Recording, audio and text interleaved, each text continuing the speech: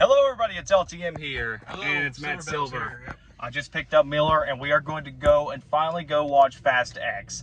I was planning on going to see this movie, or we were technically, but my brothers graduated this weekend and I could have went to an earlier showing, but nobody wanted to do that, so I wanted to go ahead and take this time to go ahead and go watch it now. Yeah, same. I wanted to go check out the 10th and maybe the part 2. This is part 1, so there's gonna be 3 parts, I think. Right, 2 or 3 parts. That's what I heard.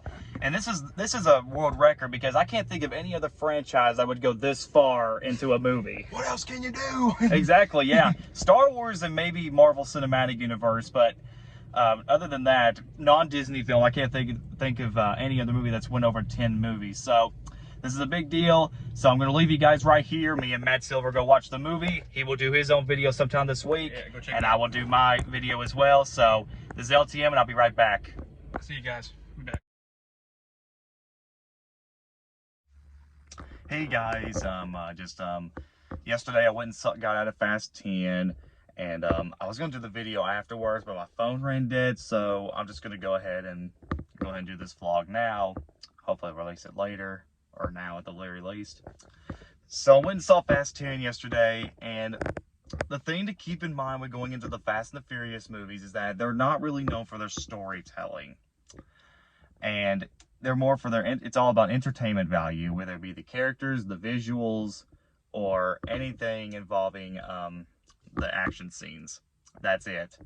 So the reason why I bring this up is because I can understand why there are some negative reviews out there saying, oh, this don't need to exist, or this is just some cheesy stuff we've seen in the past. And I will admit, it is kind of getting old, but at the same time, to Fast and Furious' credit, they still find ways to entertain me. Let's get to the bad stuff out of the way. Out of all the Fast and the Furious movies, I will admit this one does have the weakest writing. It's not the worst writing. It's just kind of weak, and you kind of knew what was going to happen later on. And the other thing is that it does have some weird editing choices, especially near the beginning. If you haven't seen the film yet, you probably know what I'm talking about. The editing feels a little bit weird. But other than that, the characters are still the same. The acting is pretty solid, and while it does have its cheesy moments, it does have some merit to it. The movie does have a lot of heart. The soundtrack is really good. I like most of the songs in this. They're not my favorite. I still prefer something like Furious 7 or maybe Furious 9. I can't remember if I listened to that soundtrack or not, but still pretty good.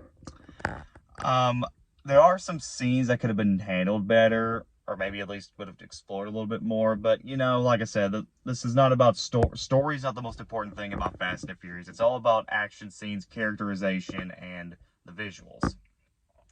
The humor is pretty good, too. I laughed quite a bit, especially with the stuff with John Cena.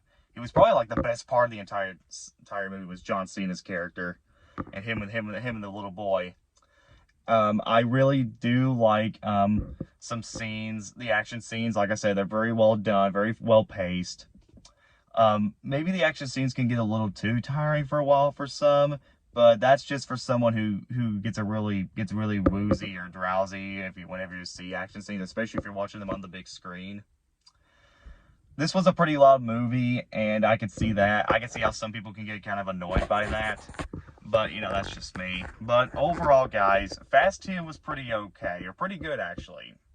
It's the best of the series, not by any means, but I still recommend it. If you just want to just turn off your brain and lay back and just enjoy the madness. Now, I do know that this is a part 1 of a part 2. They're doing the Avengers route where instead of X10 part 1 or X10 part 2, they are going to continue this storyline in the next film. So this is considered a part 1. So we'll just have to see how that turns out.